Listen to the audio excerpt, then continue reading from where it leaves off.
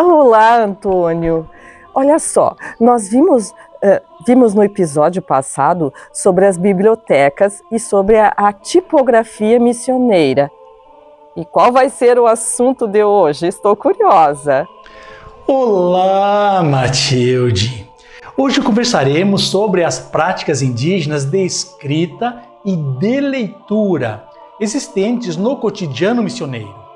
Sabe, eu sei que a escrita estava em todos os lugares nos povoados missioneiros. Você poderia falar um pouco sobre isso para a gente iniciar a conversa? Então, Matilde, como sabemos, os Guarani, antes do contato com os colonizadores, eram povos ágrafos, sem escrita alfabética, embora possuíssem grafismos aplicados nas pinturas corporais e em outros suportes de sua cultura material, e registros de informações na argila, na madeira e também em outros objetos cotidianos. Mas nos povoados missioneiros, eles encontravam escrita nas estampas, nas imagens, nas cruzes do povoado e do cemitério, em livros, missais, catecismos, partituras musicais, nas pedras, em objetos dos mais diversos, em anotações, bilhetes, cartas, enfim. Ela inundava todos os espaços, embora nem todos os moradores do povoado a dominassem, por falta de acesso à escola, como vimos nos episódios passados. Tá, mas nós sabemos que os jesuítas possuíam o costume de ouvir leituras durante as refeições. Mas como eles geralmente estavam só em duas pessoas nos povoados missioneiros, quem lia para eles à mesa? Ou esse costume assim foi abolido nas missões com os indígenas? Matilde, como dissemos em outro momento, nem todos os moradores do povoado tinham acesso aos livros da biblioteca, mas os ajudantes do padre sim, e eram eles que liam para os religiosos durante as refeições, seja para acrescentar ao alimento corporal ou alimento espiritual, seja para que não se deleitassem à mesa e pecassem contra a gula, como era o pensamento da época. E para essas leituras eram escolhidos os melhores leitores. Cardiel chegou a dizer que alguns meninos guarani aprendiam a ler com grande habilidade e liam línguas estrangeiras como o castelhano e o latim melhor do que os próprios missionários, e que liam com voracidade tudo o que lhes caía nas mãos, como indica o padre Peramás. Muitas dessas leituras eram em latim. Quanto a isso, o padre Antônio Sepe escreveu: "À mesa, o melhor dos sopranos lê para mim em latim um capítulo da Sagrada Escritura. Depois, outro rapazinho lê em espanhol um trecho da vida dos santos. E ao final da refeição, lê-se o martirológio ou um calendário dos santos correspondente ao dia." Os ajudantes da missa também precisavam saber ler em latim para não atrapalhar o padre em vez de ajudá-lo. Tá, e sobre a prática indígena da escrita no cotidiano, como é que isso acontecia? Professora Matilde, certamente, por conta do preço e da necessidade de trazê-lo da Europa, o papel era um material escasso nos povoados missioneiros. Mas, ao lado de outros suportes como tábuas de madeira, couro, placas de argila e pergaminhos, ele foi usado para o registro de informações do cotidiano e também para a comunicação.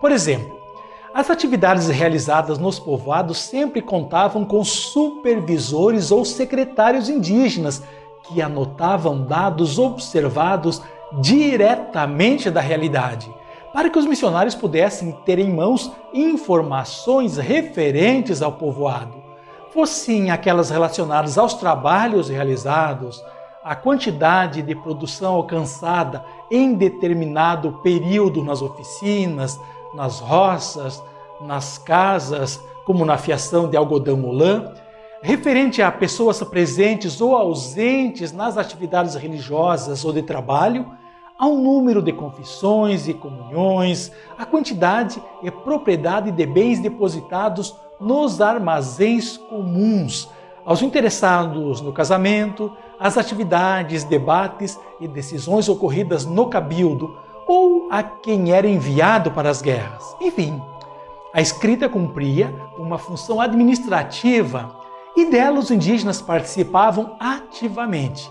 Apenas a título de exemplo, trazemos o controle que se fazia por meio da escrita dos trabalhos nas roças coletivas, como registrou o padre Antônio Sepe.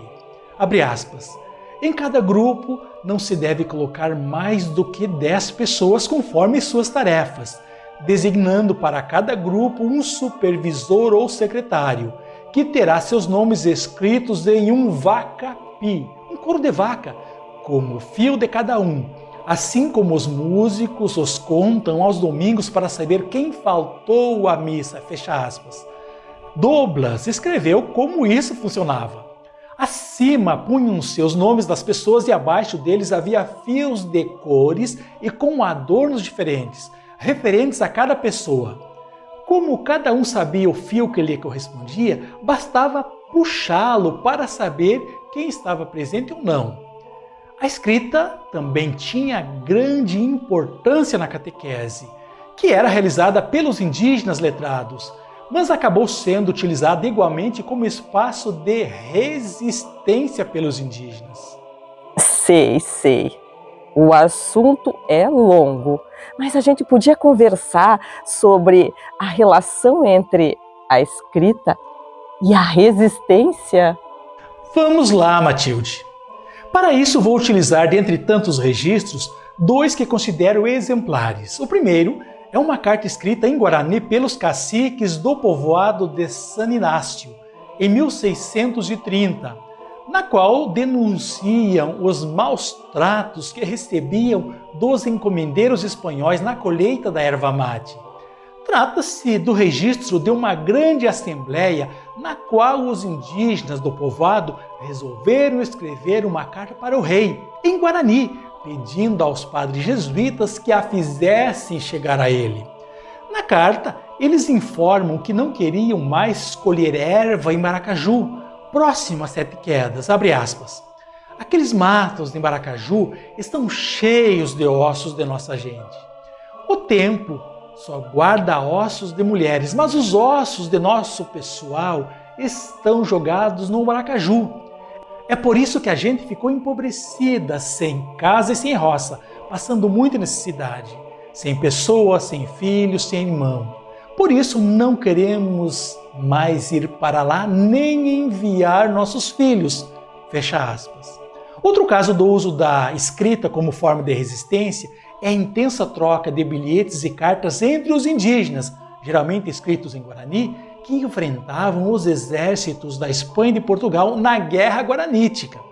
Além de levar consigo informações e estratégias militares, esses escritos contribuíram para a organização do enfrentamento, mas também, como diz o historiador Eduardo Neumann, serviram como sinal externo do autogoverno guarani.